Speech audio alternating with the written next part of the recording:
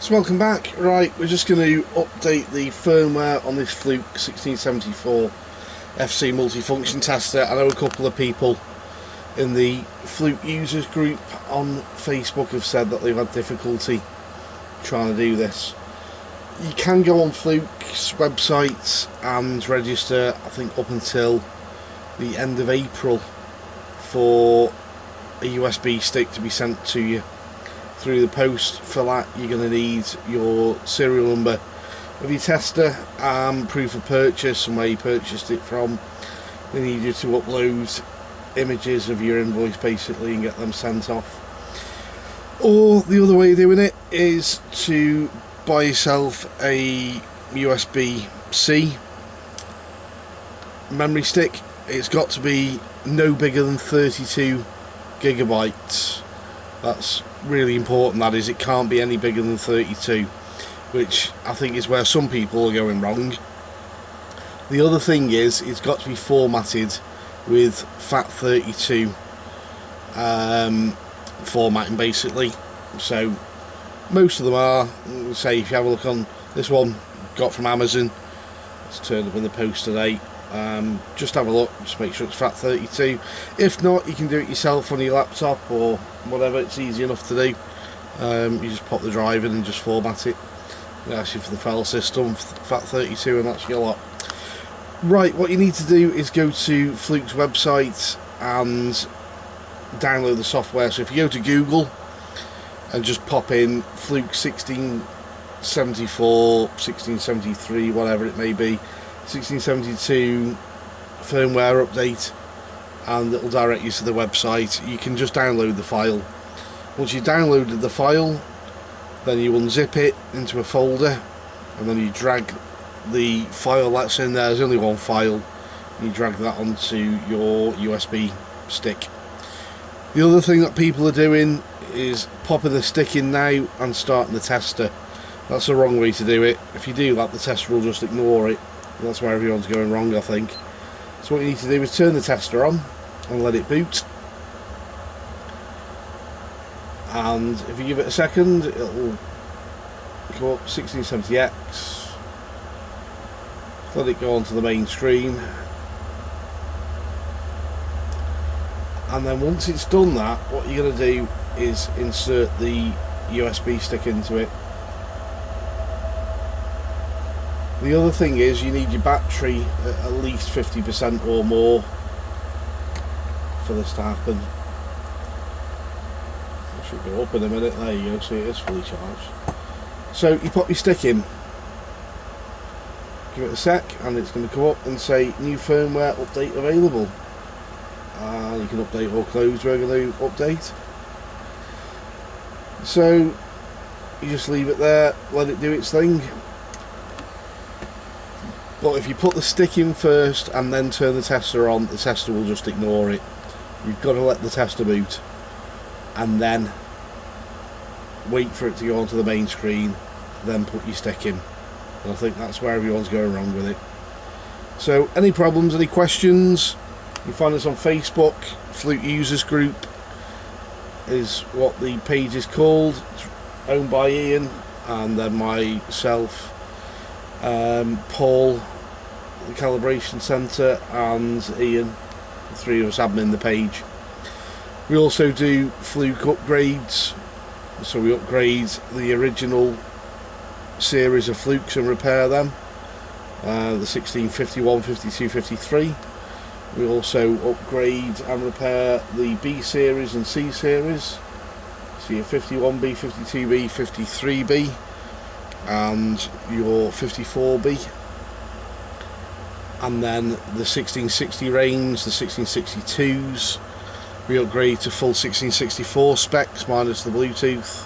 You can't have that, but essentially a 1664 tester and a 1662 case. We do that. We also do calibrations. I sell calibrations, repairs and upgrades on eBay. You can find me at UK Cal is the username on eBay. I say Paul Hanlon is over at the calibration centre in Stafford, and Ian is Electricare over in Bolton. So there we go, the firmware has been updated. It's that quick and simple to do. It's going to boot now, and there we go. So with the firmware update, you're going to get a load of enhancements. Basically, they've been twiddling in the background. Oh no, I'm still doing it. Some of those updates include, what it says, I'll find out for you, it's on my emails. I know they had issues with the battery, that was one of the things which they looked to address.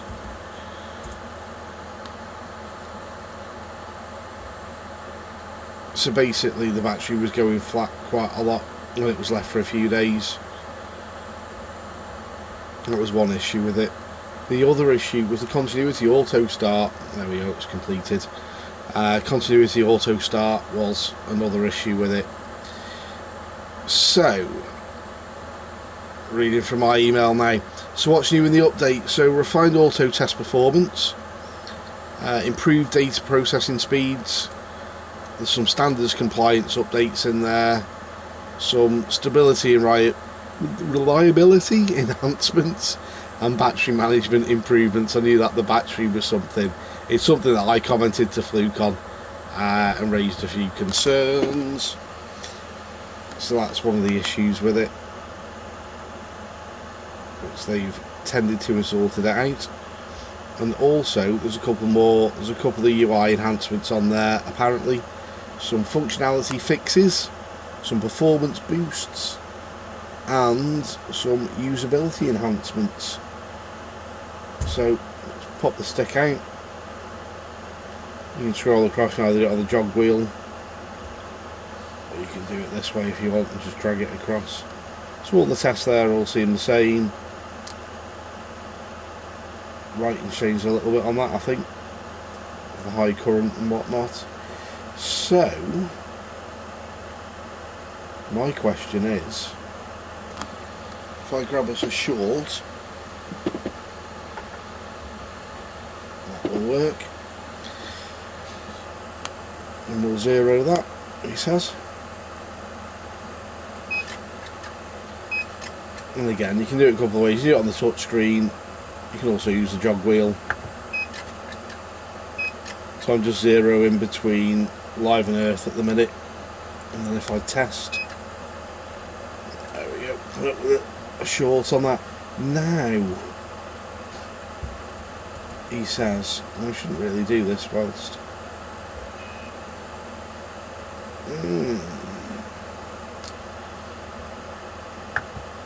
where are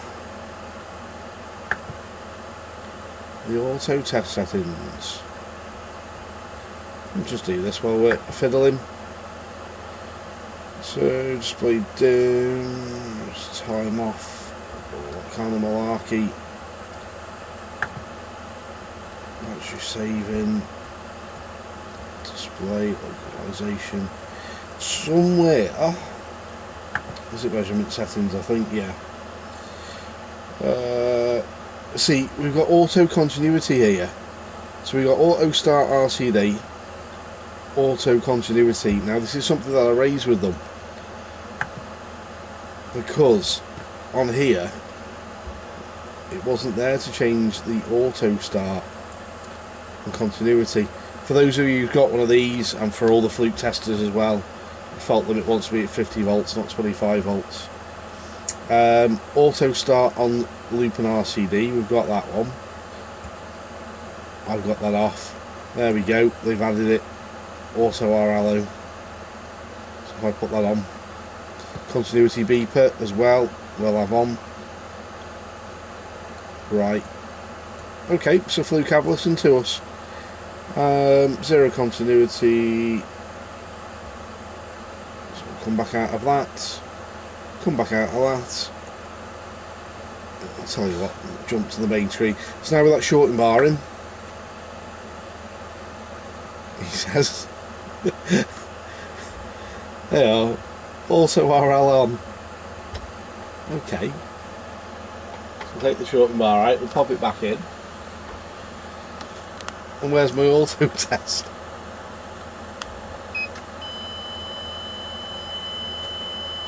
Oh, okay. Right, so you've got to press test first. And then once you press test, it will then auto test for you. Help have popped it in properly. So there we go. And just to show that, what leads have we got in here? Let's find us a set. Should be a bit more organised than this, really, shouldn't I?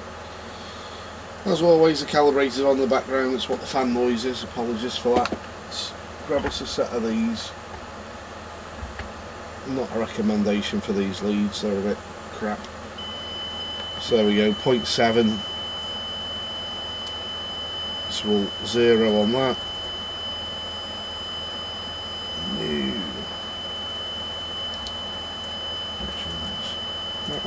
Come back. Come back. 0. Nah, 0 in, that's why it's having a look wobbler with me. And do it again.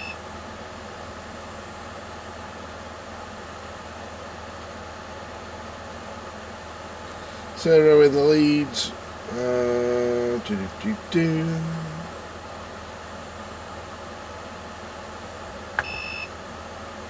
Right, sorted. So again, short leads together. Go up there, press test.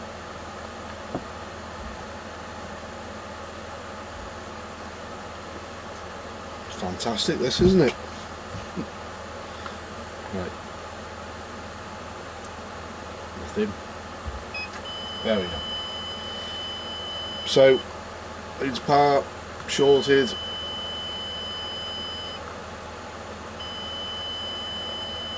Happy days.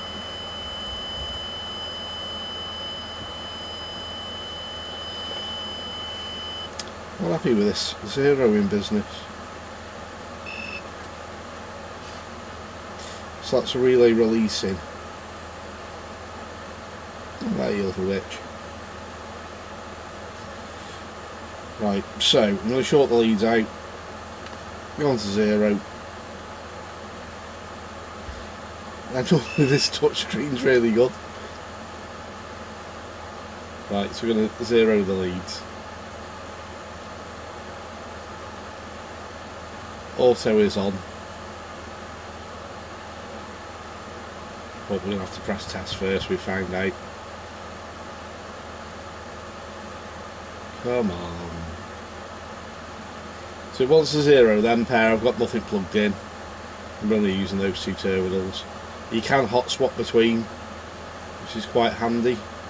Just go up there, you can swap your terminals around if you've got your 3 wires on.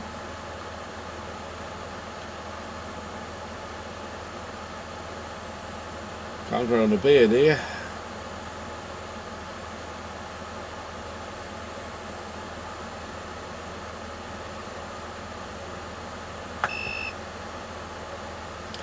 Right, so I'm going to go into a continuity box. So, press test, and then we're going to auto test from then on. Back up to LPE. And there we go, it's a 1K short, 100, 200, 210. So there we go. Happy days. And then back to 0, and that's auto testing. Turn the auto test off. Press test again. Fantastic. So that's something that they have done anyway. They have listened. They have actually turned on the continuity auto test function. And then again, you can either press test and have it on auto test. Press test again to turn it off. And then if you go into the menus, it says device settings. It was on the global settings for the do my watching my jiggers, global settings for the auto test for continuity to be turned on.